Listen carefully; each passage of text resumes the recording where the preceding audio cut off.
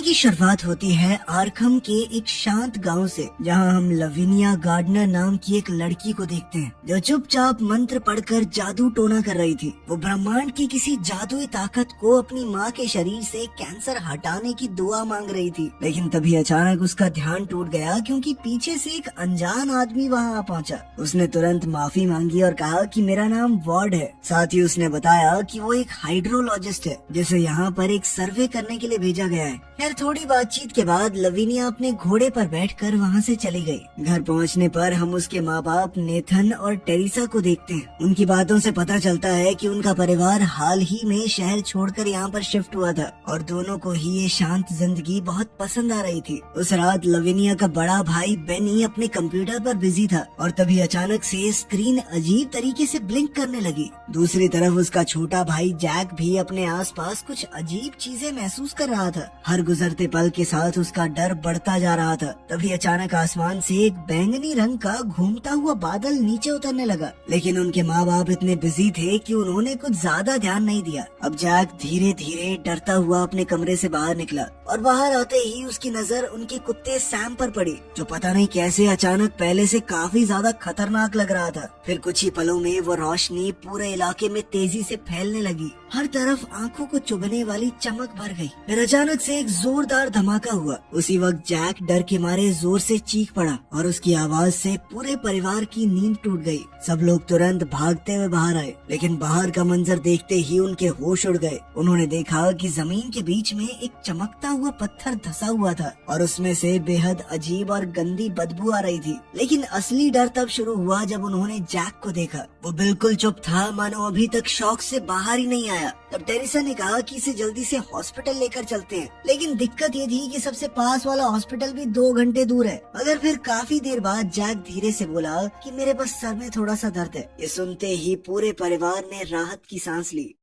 खैर अगली सुबह मेयर और शेरिफ उस पत्थर की जांच करने आ पहुंचे। उन्होंने देखा कि पत्थर अभी भी गर्म था, लेकिन काफी कोशिश के बाद भी किसी को समझ नहीं आया कि वो असल में है क्या। फिर थोड़ी देर बाद वार्ड भी वहां पर आ गया। उसका मानना था कि वो एक मीटियोराइट हो सकता है। उसने बताया कि ऐसे पत्थर जमीन पर गिरते ही अक्सर टूट जाते हैं, लेकिन हर बार टूटे ये जरूरी भी नहीं है। तब परेशान नेथन ने मेयर से पूछा कि क्या मैं अपने बेटे को हॉस्पिटल ले जा सकता हूँ, लेकिन मेयर ने ठंडे अंदाज में कहा कि इस इलाके में ऑप्शन नहीं है। तुम शहर वाले लोग हो, तुम्हें तो ये जगह मौका मिलते ही बेच देनी चाहिए थी। खैर कुछ देर बाद वार्ड ने पूछा कि क्या इस जमीन पर कोई और भी रहता है। तब नेथन ने बताया कि यहाँ पर एजरा नाम का एक आदमी रहता जरूर है, लेकिन उससे बात कर पाना लगभग नामुमकिन है। इसके बाद बेनी वार्ड को एजरा के कैबिन तक लेकर गया, लेकिन हैरानी की बात ये हुई कि वो बुढ़ा आदमी मानो पहले से वार्ड के बारे में जानता था। उसने बिना कुछ पूछे दोनों को अंदर बुला लिया। वहाँ वार्ड एजरा की बिल्ली से मिला। फिर जब एजरा ने उसे पीने के लिए पानी दिया तो वार्ड को उस पानी में कुछ अजीब सा लगा, इसीलिए उसने पीने से मना कर दिया और कहा कि मैं पहले इसका टेस्ट करूंगा। तभी अचानक बाहर एक भयानक तूफान शुरू हो गया और बिजली चमकती देखकर लविनिया तुरंत उत्सुक होकर बाहर भागी। तब नेथन ने उसे वापस अंदर लाने की कोशिश की, लेकिन उसी वक्त दोनों ने देखा कि बिजली सीधा मीटियोराइट पर गिर रही थी और हर एक स्ट्राइक के साथ वो और ज्यादा चमकने लगता। वहीं दूसरी तरफ वार्ड पानी को एक टेस्टिंग स्ट्रिप से चेक कर रहा था और अगले ही पल उस स्ट्रिप का कलर गहरा बैंगनी हो गया। यार फिर अगली सुबह नेथन और टेरिसा ने देखा कि वो मीटियोराइट अपनी जगह से गायब हो चुका है। ये देखकर वो दोनों हैरान रह गए। साथ ही उनकी नजर कुएं के पास उगने वाले एक खूबसूरत फूल पर पड़ी, मानो रात भर में वहाँ कुछ बदल गया हो। इसी बीच मीडिया भी इस घटना को कवर करने के लिए वहाँ पहुँच चुकी थी और ये सब देखकर नेथन बुरी तरह से चढ़ गया। शाम को पूरा परिवार टीवी पर नेथन का इंटरव्यू देख रहा था, लेकिन तभी रिपोर्टर ने थोड़ा बहते हुए कह दिया कि इस आदमी ने यूएफओ को देखा था। ये सुनते ही नेथन का चेहरा गुस्से से भर गया। वहीं दूसरी तरफ टेरिसा किचन में खड़ी थी। उसने जैसे ही एक अंडा तोड़ा उसके अंदर से अजीब सा खून निकला, लेकिन अजीब बात ये थी कि उसने इस बात पर ज्यादा ध्यान नहीं दिया। फिर वो गाजर काटने लगी। तभी जैक उसके पास आ गया और ध्यान भटकने की वजह से टेरिसा ने गलती से अपनी 2 उंगलियां काट दी। सबसे अजीब बात ये थी कि उसने इस पर भी कोई रिएक्शन नहीं दिया। उसे देखते ही नेथन ने उसे तुरंत हॉस्पिटल ले जाने का फैसला किया और जाने से पहले उसने बेनी से कहा कि मेरे वापस आने तक घर की जिम्मेदारी तुम्हारी है। फिर अगली सुबह बेनी ईमानदारी से उनके पाले हुए जानवरों को बाहर चराने के लिए ले गया, लेकिन कुछ देर बाद लविनिया ने देखा कि जानवर तो अभी भी भूखे हैं, बाहर घास खा रहे हैं। वो तुरंत अपने भाई को डांटने लगी और उसे कहा कि इन सबको अंदर लेकर जाओ। तभी उसका ध्यान जैक पर गया, जो अकेला बैठा सीटी बजा रहा था। तब लविनिया ने पूछा कि क्या कर रहे हो तुम? जैक ने कहा कि वो कुएं वाले आदमी से बात कर रहा है, लेकिन लविनिया ने उसकी बात पर ज्यादा ध्यान नहीं दिया, क्योंकि उसी वक्त उसका सर घूमने लगा और उसे वापस घर के अंदर जाना पड़ा। फिर कुछ देर बाद लविनिया के पास उसके पिता का फोन आया, लेकिन दोनों में से किसी को भी एक दूसरे की आवाज समझ नहीं आ रही थी। उन्हें बस अजीब और उलझी हुई आवाजें सुनाई दे रही थी। इसी बीच हम देखते हैं कि जैक दोबारा कुएं के पास जा पहुंचा। वहाँ उसकी नजर एक अजीब से गुलाबी अंडे पर पड़ी, जो धीरे धीरे टूटने लगा था। कुछ ही पलों में उसके अंदर से एक बेहद अजीब कीड़ा बाहर निकला। वो कुछ देर तक चुपचाप जैक को देखता रहा और फिर उड़कर वहाँ से चला गया। उधर घर के अंदर लविनिया बर्तन साफ कर रही थी। जब उसने वो चाकू धोना चाहा जिससे टेरिसा की उंगलियां कट गई थी, तो अचानक से सिंक का पानी ओवरफ्लो होने लगा और अगले ही पल जमीन पर खून मिला हुआ पानी फैल गया। ये देखकर लविनिया बुरी तरह घबरा गई और तभी उसके पिता का एक और कॉल आया, लेकिन इस बार भी सिर्फ टूटी फूटी आवाजें सुनाई दे रही थी। ये सब सुनते ही लविनिया को उल्टी आ गई। उसी वक्त बाहर दरवाजे पर वार्ड आ पहुंचा, लेकिन लविनिया ने कहा कि अभी जाओ तुम, मैं बाद में मिलूंगी तुमसे। तब वार्ड ने बताया कि मैं पानी के बारे में कुछ बताना चाहता हूँ तुम्हें। यहाँ का पानी खराब हो चुका है, बिल्कुल भी पीने लायक नहीं है। इधर लविनिया को चक्कर आ रहे थे। उसने कहा कि हाँ, जो तुम कह रहे हो सही है, और फिर दरवाजा बंद कर दिया। उधर बाहर खड़े वार्ड ने तब जैक को कुएं के सामने खड़ा देखा। उसने पूछा कि वो क्या कर रहा है। तब जैक ने कहा कि मैं तो अपने दोस्तों से बात कर रहा हूँ। ये बात वार्ड को बहुत अजीब लगी। खैर बाद में वार्ड एजरा से मिलने गया, लेकिन अंदर जाकर उसने देखा कि बूढ़ा आदमी घुटनों के बल बैठा हुआ है, जैसे जमीन के नीचे से आने वाली किसी आवाज को सुनने की कोशिश कर रहा हो। फिर वार्ड ने उससे पूछा कि तुम्हारी बिल्ली कहाँ है। इस पर एजरा ने कहा कि ये अजीब घटनाएं जब से शुरू हुई हैं, तब से मैंने उसे नहीं देखा। तब वार्ड ने उसे भी पानी से दूर रहने की चेतावनी दी, लेकिन एजरा ने बिना कुछ कहे उसे एक हेडसेट पकड़ा दिया और कहा कि नीचे से आने वाली आवाजों को ध्यान से सुनो। असल में एजरा का मानना था कि मीटियोराइट के साथ एलियन भी यहाँ पर आए हैं, लेकिन वार्ड को लगा कि शायद ये बस जमीन के नीचे की कोई हलचल है। इसीलिए उसने वादा किया कि वो अगले दिन अपने डिवाइस लेकर आएगा यहाँ पर सब कुछ चेक करने के लिए। साथ ही उसने एजरा से कहा कि सिर्फ बॉटल्ड वाटर पीना। इसके कुछ देर बाद नेथन और टेरिसा हॉस्पिटल से घर लौट रहे थे। तब नेथन ने उसे तसल्ली देते हुए कहा कि सर्जरी बिल्कुल ठीक ठाक रही और फिलहाल वही सबसे जरूरी बात है। लेकिन टेरिसा के चेहरे पर अभी तक टेंशन साफ दिख रही थी। वो तुरंत घर पर फोन करके बच्चों का हाल पूछना चाहती थी, लेकिन कॉल का कोई जवाब नहीं मिला। वहीं दूसरी तरफ जैक अभी भी कुएं के पास बैठा हुआ था। तभी सैम भी उसके पास आ गया और अगले ही पल एक तेज रोशनी ने पूरे इलाके को ढक लिया। फिर सैम अचानक गुस्से में उस रोशनी की तरफ भाग पड़ा। वो जोर जोर से भौंक रहा था, जबकि जैक बस चुपचाप उस सबको घूर रहा था। वही घर के अंदर लविनिया बेनी के कमरे में गई। वहाँ उसका कंप्यूटर अजीब तरीके से ग्लिच कर रहा था। साथ ही हवा में कुछ अनजानी आवाजें भी गूंज रही थी, जैसे धीरे धीरे उसका ध्यान अपनी तरफ खींच रही हूँ। इसके कुछ देर बाद बेनी कमरे में आया और उसने बताया कि सैम के भौंकने की आवाज सुनकर वो उसे ढूंढने बाहर गया था, लेकिन बाहर जो उसने देखा वो काफी अजीब था। उसने बताया कि दिन होने के बावजूद अचानक से अंधेरा छा गया था और पता नहीं कैसे उसे घर वापस आने का रास्ता तक नहीं मिल रहा था। तभी अचानक घर का फोन बजने लगा, लेकिन जैसे ही लविनिया ने फोन उठाया तो उसे फिर वही डरावनी और टूटी फूटी आवाजें सुनाई देने लगी। उसी वक्त घर की लाइट्स भी अजीब तरीके से ब्लिंक करने लग गई। अब दोनों भाई बहन को जैक की टेंशन होने लगी, जो अभी भी बाहर ही था। खैर कुछ ही देर में नेथन और टेरिसा घर वापस पहुंच गए और उन्हें बाहर जैक कुएं के पास खड़ा हुआ दिखा। नेथन तुरंत गुस्से में अपने दोनों बच्चों को डांटने लगा। तभी उसकी नजर उनके पालतू जानवरों पर पड़ी, जो अभी भी गार्डन में घास खा रहे थे। ये देखकर उसने बेनी को सुनाना शुरू कर दिया। बच्चों ने उसे समझाने की कोशिश की कि घर में कुछ बहुत अजीब हो रहा है, लेकिन नेथन उनकी एक भी बात मानने को तैयार नहीं था। अब जानवरों को अंदर बंद करने के बाद नेथन सैम को ढूंढने लगा, लेकिन उसे कुत्ता कहीं नहीं मिला। इस बात पर वो दोबारा से बच्चों पर चिल्लाने लगा, पर लविनिया ने उसे समझाने की कोशिश की कि ये सब किसी अजीब चीज की वजह से हो रहा है, लेकिन नेथन को लगा कि बच्चे अपनी सफाई में कुछ भी बोल रहे हैं और वो उनकी बातों को नजरअंदाज करते हुए अंदर चला गया। फिर अगली सुबह नेथन ने देखा कि उसकी फसल समय से 1 महीना पहले ही उग चुकी है और ये देखकर वो काफी चौंक गया। वहीं दूसरी तरफ टेरिसा अपने क्लाइंट से बात करने की कोशिश कर रही थी, लेकिन कनेक्शन इतना खराब था कि वो बहुत परेशान हो गई। वो गुस्से में अपने पति के पास पास शिकायत करने गई कि यार इंटरनेट का करो ना कुछ, मगर उस वक्त नेथन टमाटरों का स्वाद चखने में बिजी था।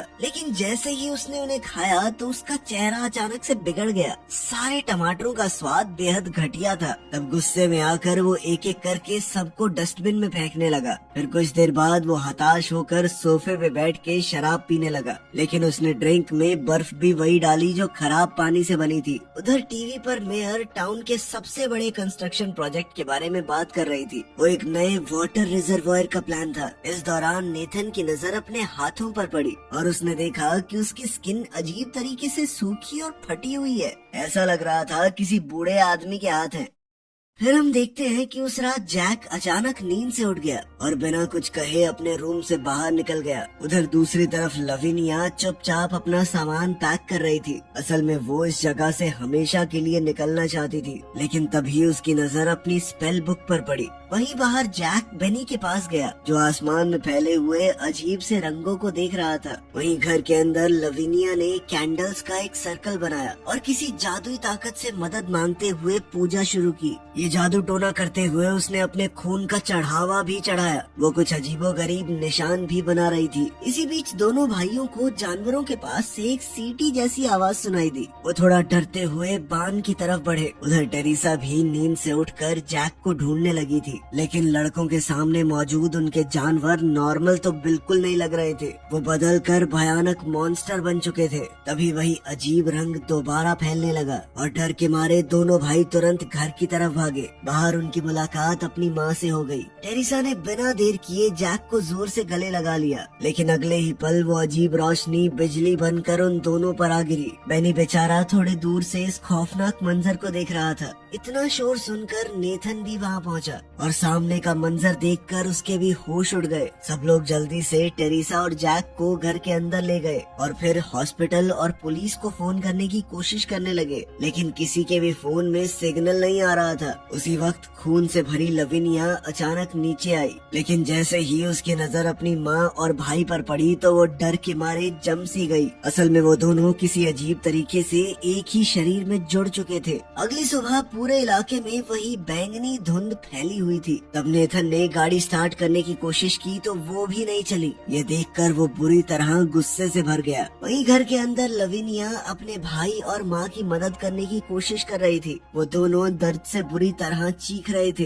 तब लविनिया को समझ आया कि जो मीटियोराइट यहाँ पर गिरा था उसने आसपास की हर चीज को बदल दिया है। बेनी ने भी कहा कि ये सिर्फ चीजों को नहीं बदल रहा, बल्कि टाइम के ऊपर भी असर डाल रहा है। उन्हें खुद नहीं पता कि वो कितनी देर से इसी हालत में बैठे हुए थे। तभी नेथन वापस आया, मगर उसने बताया कि गाड़ी तो चालू ही नहीं हो रही। अब सबका ध्यान टेरिसा और जैक की तरफ गया, जो दर्द के मारे जोर जोर से चिल्ला रहे थे। तभी बेनी को समझ आया कि उन्हें सूरज की रोशनी से तकलीफ हो रही है। फिर उसने तुरंत पर्दे बंद कर दिए और उसके बाद सब मिलकर टेरिसा और जैक को ऊपर वाले तहखाने में ले गए। लेकिन वहाँ भी दोनों का दर्द कम नहीं हुआ। उनकी दर्द भरी चीखें पूरे घर में गूंज रही थी। फिर कुछ ही देर बाद उनके पाले हुए जानवरों की भी अजीब और डरावनी आवाजें आने लगी। ये सुनते ही नेथन ने तुरंत शॉटगन उठाई और गुस्से में सीधा बांध की तरफ निकल पड़ा। वहाँ पहुंचकर उसने देखा कि उसके पाले हुए जानवर सब मिलकर एक ही घिनौने क्रीचर में बदल चुके थे। तब गुस्से में नेथन ने बिना सोचे समझे उन पर गोलियां चला दी। इसके कुछ पल बाद उस क्रीचर की चीखें बंद हो गई। वहाँ हर तरफ खून फैल चुका था और ये सब देखकर नेथन टूट गया। वो वहीं खड़ा होकर रोने लगा। खैर थोड़ी देर बाद वो तहखाने में वापस आया और फिर अपने बच्चों से कहा कि वो यहाँ से चले जाएं, बाकी सब वो खुद संभाल लेगा। बच्चे ये सुनकर टूट गए, मगर उनके पास कोई और रास्ता भी नहीं था। आखिरकार वो अपनी माँ से माफी मांगते हुए घर से बाहर निकल गए। इसके बाद नेथन ने धीरे से बंदूक अपनी पत्नी की तरफ की,